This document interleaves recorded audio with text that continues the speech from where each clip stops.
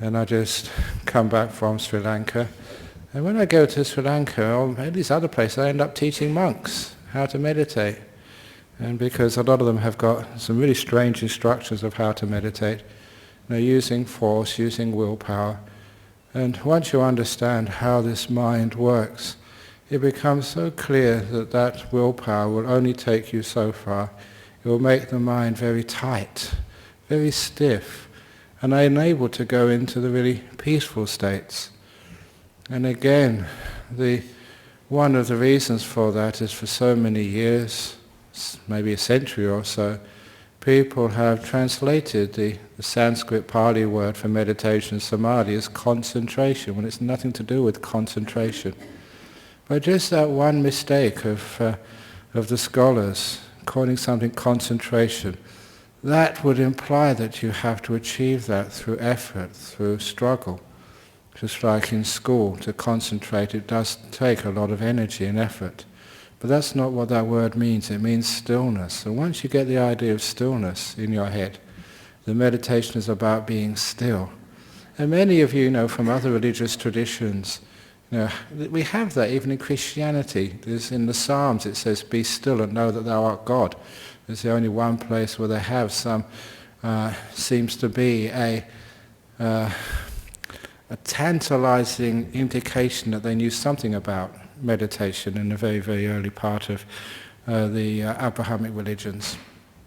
But now that be still business is there in the Christian Bible. It's also there in the Chinese version. It's about stillness meditation. And once you get the idea what stillness is, it makes it quite clear that any effort, any doing of stuff, even setting a goal in your meditation, that is what stops you being still. Any effort shakes up the mind. It agitates it. And if we want our mind to become still, we have to leave it alone to become still all by itself. The old symbol of a leaf on a tree only moves because of the wind. When the wind disappears, the leaf stops moving eventually, but it takes time. So the job of a meditator is to be aware enough so you don't do anything. And that's a problem, because at first our awareness, our mindfulness is so sort of weak. Basically we don't know what we're doing, or if we're doing anything at all, or what we're doing. Simply that we're not aware of our mental processes.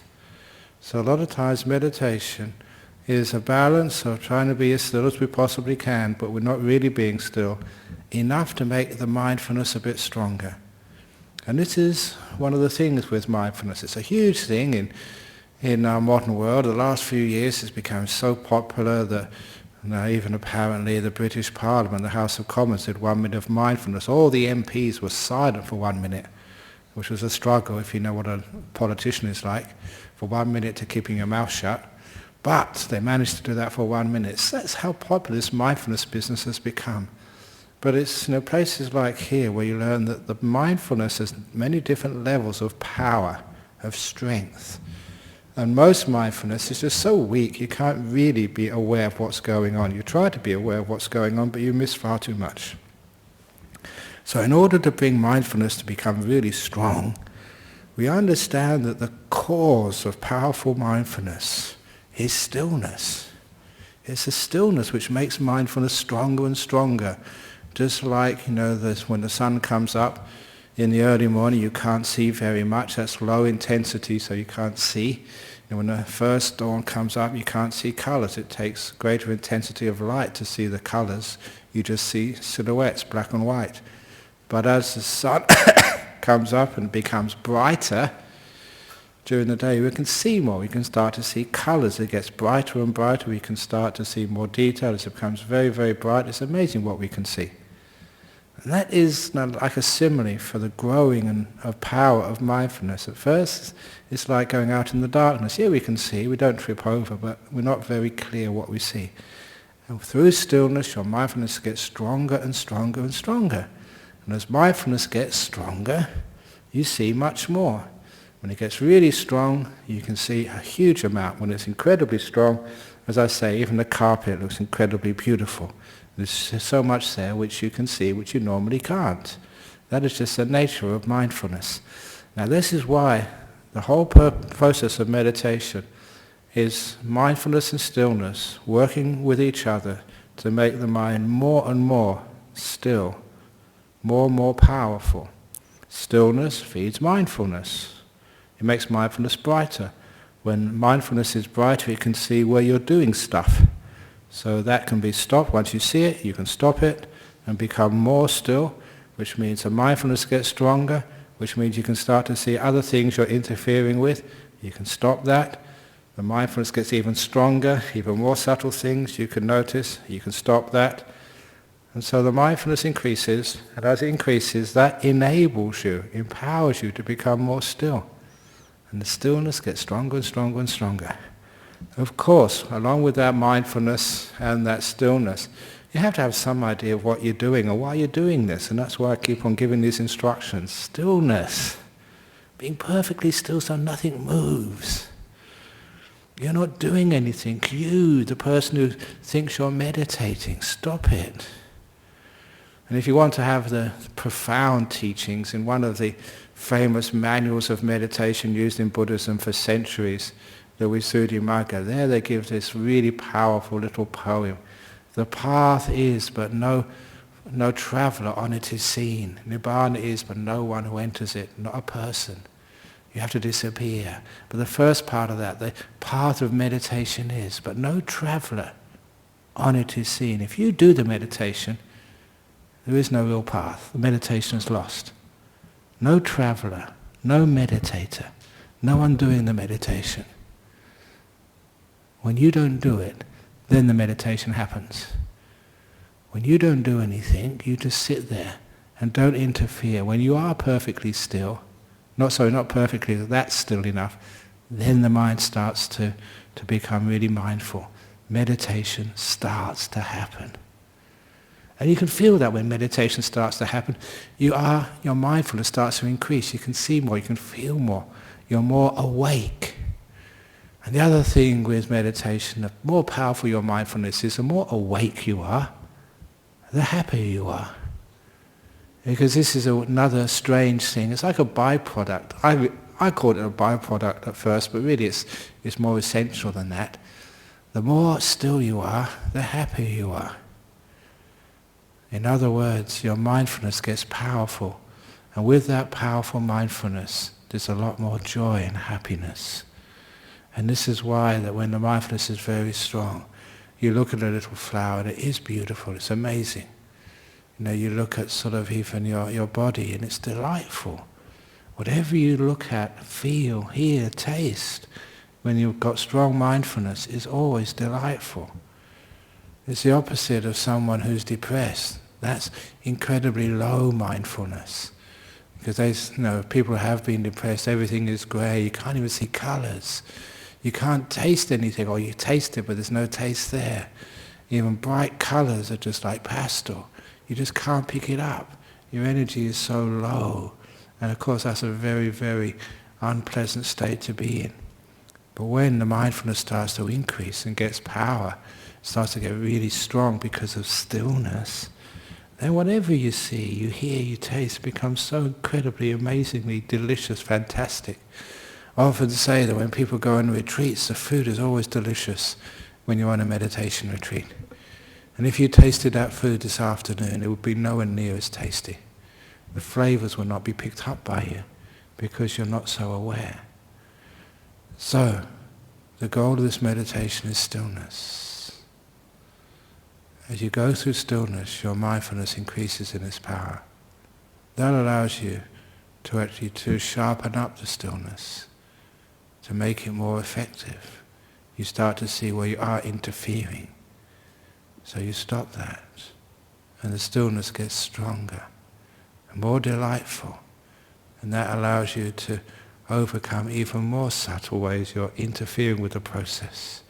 You stop that and you get even more still and more happy, and it becomes an increase of these three factors: the stillness, the happiness, and the awareness.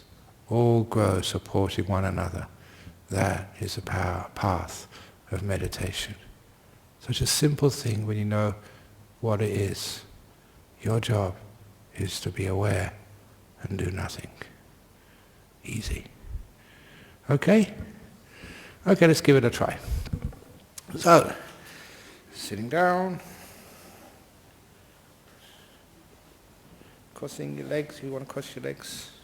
You can sit on a chair if you wish to. You can lean against the wall or the doors, whatever you are leaning against if you wish to.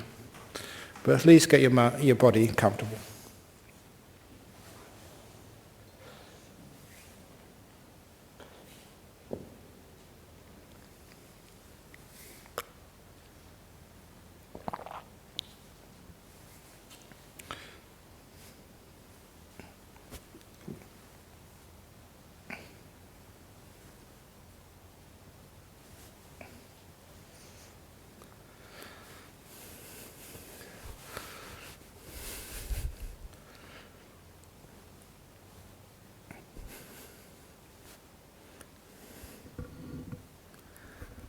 When you've got your body reasonably comfortable, make it more comfortable.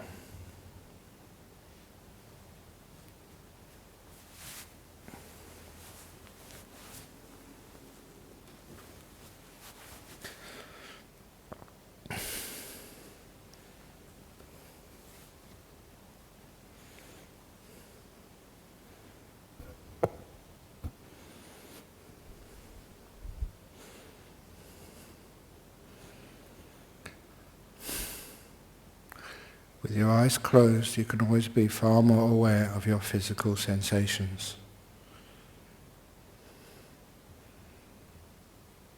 If there is a source of irritation, that would be the physical sensation which is most prominent, which stands out. Don't try and suppress that feeling. Be aware of it as much as you can and give it kindness. Relax it. If you need to move, move. If you need to scratch, scratch. If you need to cough, cough. Especially the beginning part of the meditation. You will not disturb people that much at the beginning. There's always other sounds, dogs and cars and stuff, which are far more disturbing.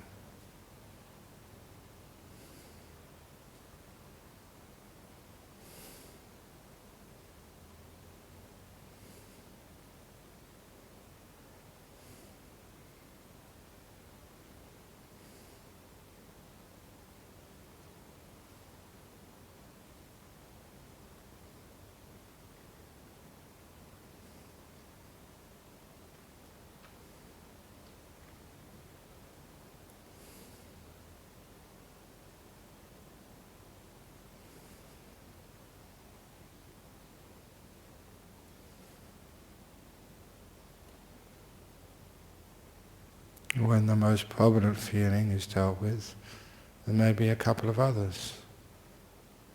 Tightness somewhere, a pulling and pushing of the muscles of the body. Should never rush the first stage of meditation, of relaxing the body.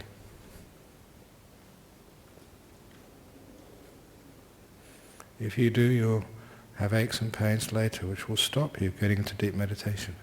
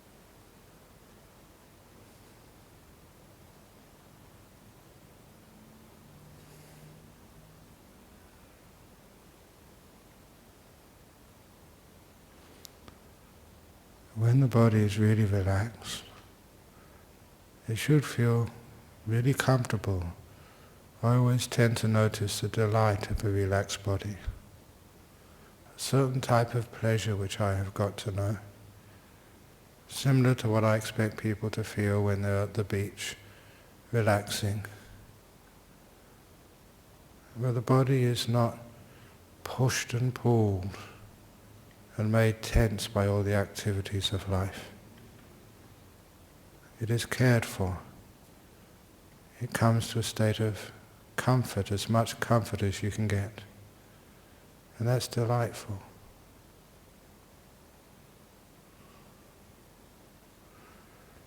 When my body is comfortable, and I can notice some of that delight, then I let my body disappear. And I do the same thing, exactly the same thing with my mental world to start off with. I relax it. It's only a superficial relaxation, but it's not that bad.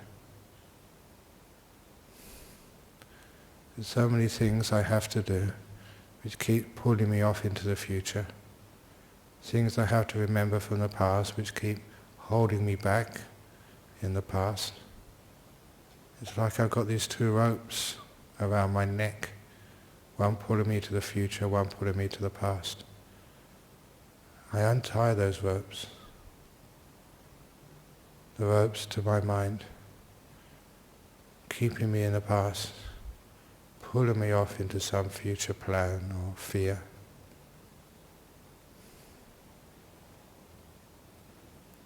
I stop the coarser parts of past and future.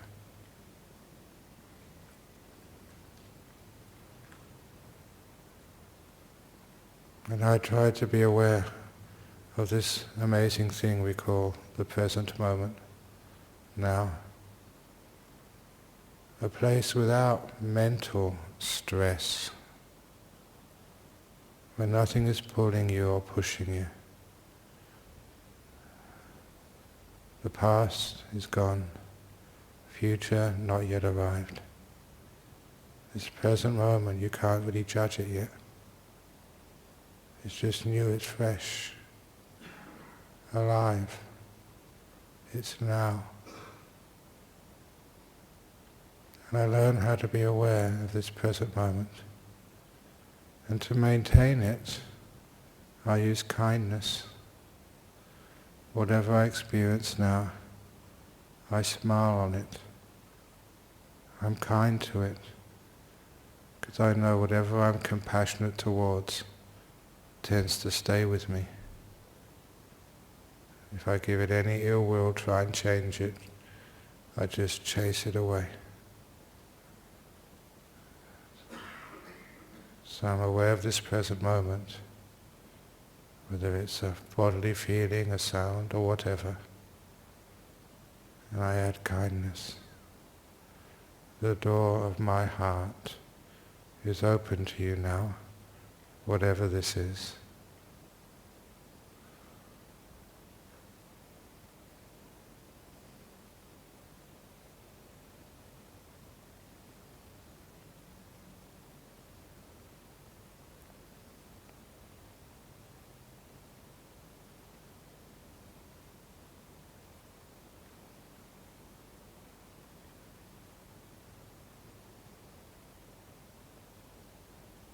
And I try not to judge this moment, because I know as soon as I judge it and measure it, I have work to do.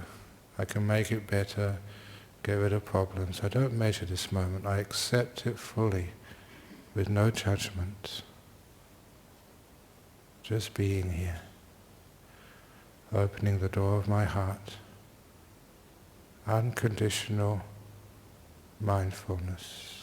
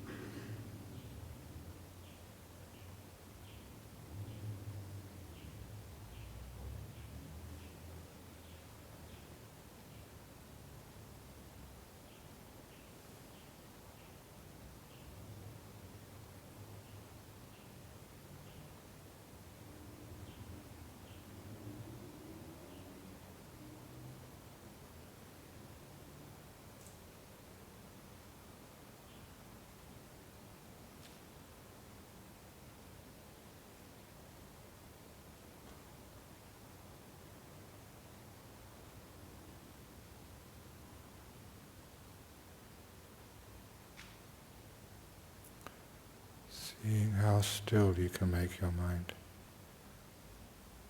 If you leave it alone, if there's no winds of wanting, then the leaf becomes still.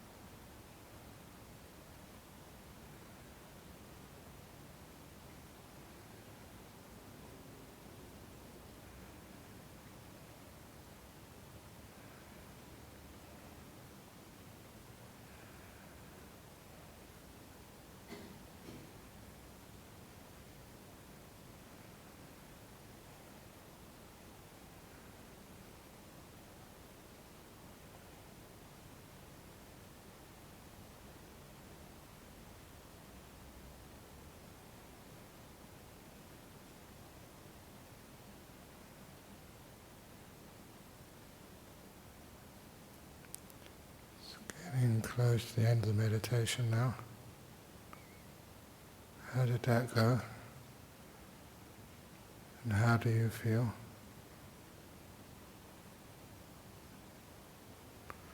What is it like to be still?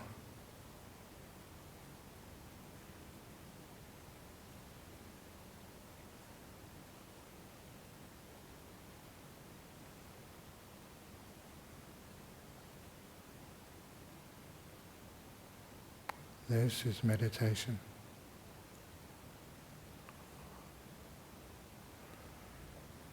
Oh, now ring the gong 3 times. Please listen to every sound from the gong, and then come out from meditation at the 3rd ringing.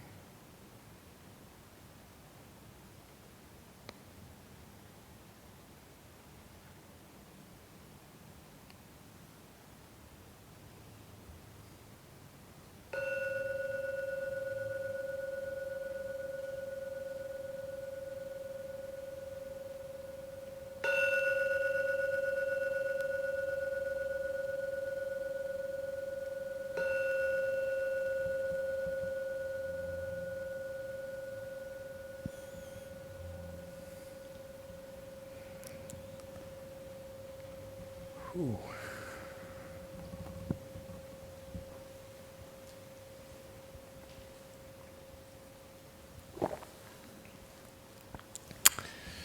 Very good. Now, as usual, it's questions or meditation time. Remember, you don't always have to email these in. People here can leave their questions on pieces of paper in the back. Please, you can come.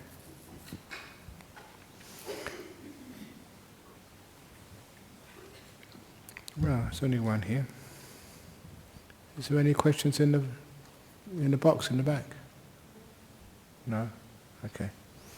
From Sri Lanka, Rajaspeak. When my mind calms down, I see a bright white light, and then appears the whole meditation room as if I've opened my eyes. What is happening? Thank you. That's just nimittas which come up, which is always really nice.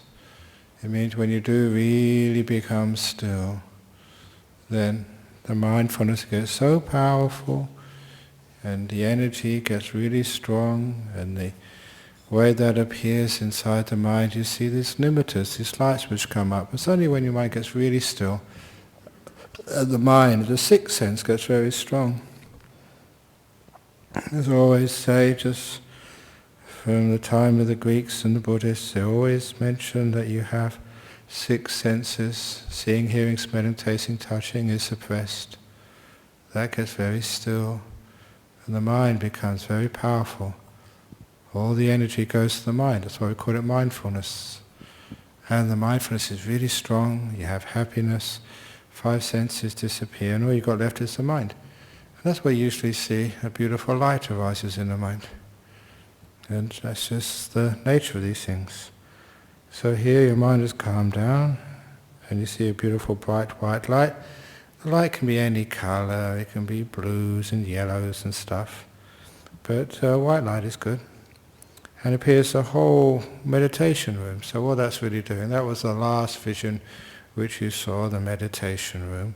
So that is actually what you're actually seeing. You're not seeing the real thing.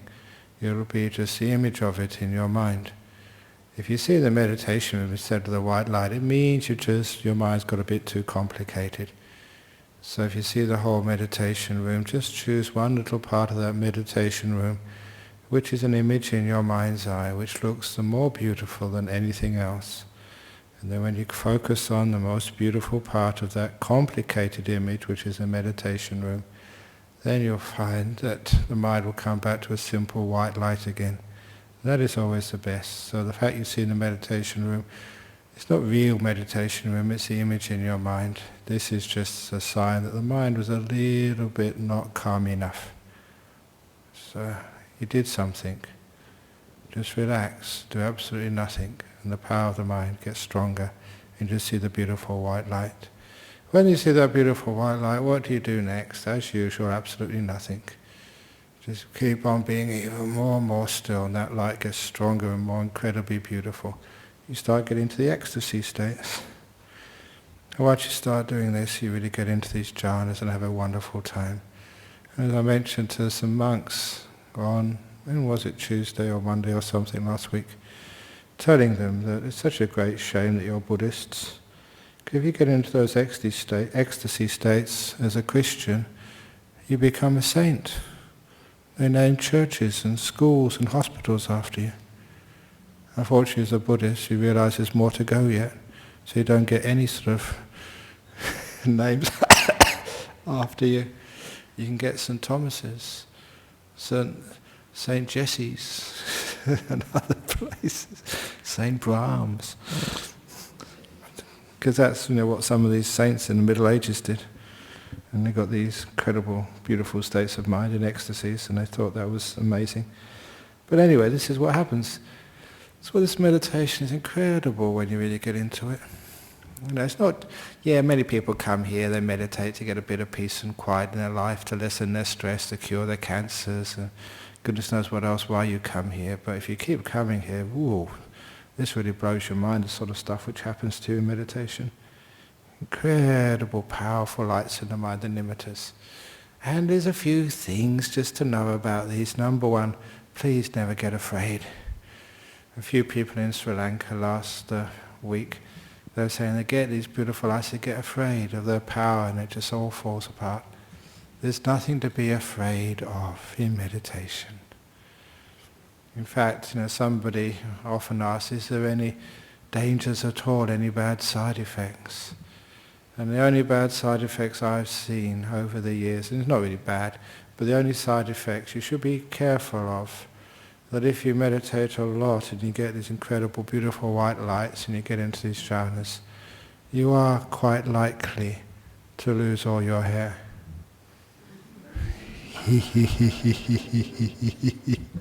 And become monks and nuns. That's always where you belong.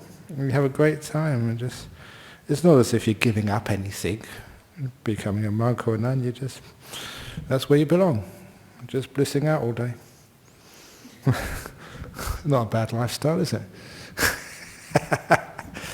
That's what happens, because when you get these beautiful lights, if it's a bright white light, you usually get a lot of happiness with it, and really bright and really happy. And you just really get ecstatic. And I like telling people, this is what happens. You get afraid. Sometimes you think, can any human being take so much pleasure? And that's what it's like, okay? I'm just describing personal experiences in deep meditation. I can't take any more pleasure. I'm going to explode. But there's one insight I found from experience. You can always take more. Are you interested? I'm not just making this up, okay? This is what happens. So this is just the way of meditation, just in Buddhism for centuries. Ever since the time of the Buddhas, sitting down, becoming very still, mind becoming powerful, becoming even more still, seeing these beautiful lights, getting into incredible states of mind, really peaceful, very happy, very powerful. You come out afterwards, can't get angry, you can't get upset, you're just beautifully poised. If you want to be creative, your mind is really open for creativity. That's sometimes where some of my jokes come from. Being creative, you have to be very creative to have senses of humour, to be able to see things in weird ways, not just be in the old ways which most other people have seen, just to be a bit sort of out of the box, because you are out of the box, literally way out of the box when you see these lights. And that's where you can get creativity, whether it's with IT, whether it's with music, or whether it's with literature. You see things in different ways, and you can really create. And this is one of the side effects of getting these beautiful deep meditations. But the bliss is one of the best. You're really happy, and that stays with you for hours or days. And that's what happens. So, from Sri Lanka, very good, you've gone far. So he saw the beautiful white light, and didn't say how long it lasted.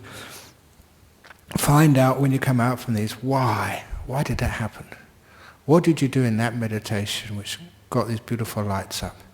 And you'll always find out, you let go of something, you were still, you didn't try, you didn't expect, you didn't want it, you didn't aim for it. Because all those things stop the mind being peaceful. Aiming for something, striving for it, expecting it, that's what agitates the mind. We want to keep it really still and peaceful. In this present moment, no future, nothing to aim for. You need a future to have a goal. Just this present moment, perfectly peaceful, perfectly still. The stillness builds and builds. Nimittas come up, these beautiful lights.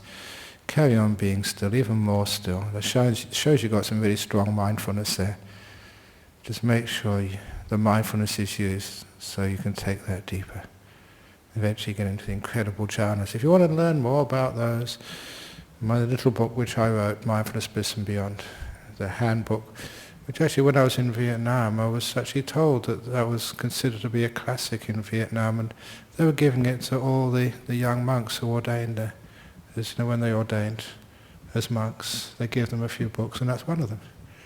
I was very proud of that, just letting sort of people learn how to meditate and being like a classic standard textbook for young monks in Vietnam. Isn't that really cool? And you hear it here for free every Saturday afternoon. Wow. Any questions or comments? A few times during that Yeah. I forgot where I was. Yeah, you never were anywhere. So it's the same as me. Sometimes I wake up in the morning, and I have to look, and literally I look around and see what country am I in today.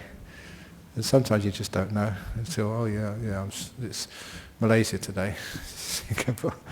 You don't really mind. And sometimes I do that here. You know, in meditation, just you're out of the world. You wake up, oh yeah, back here in Nolamara Center. Oh, don't worry about it. You soon sort of settled in. You're inside GPS will tell you where you are after a while. Yes, Richard.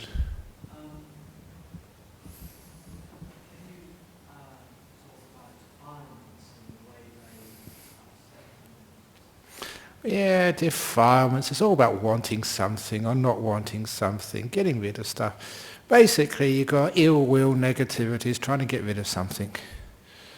Anything. And it's amazing. You have a beautiful mind state, you want to get rid of it.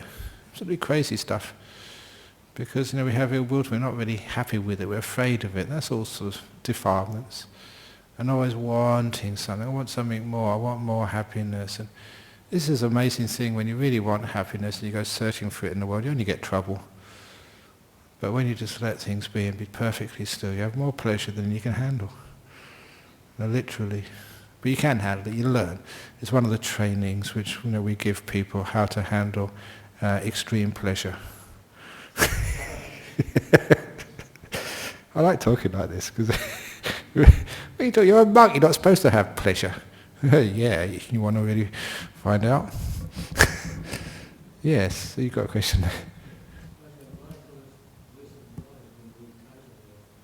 Oh yeah, it's got many titles. Mindfulness, Bliss and Beyond, Happiness and Meditation. The Vietnamese version has got its own title in Vietnamese. I don't know what it is.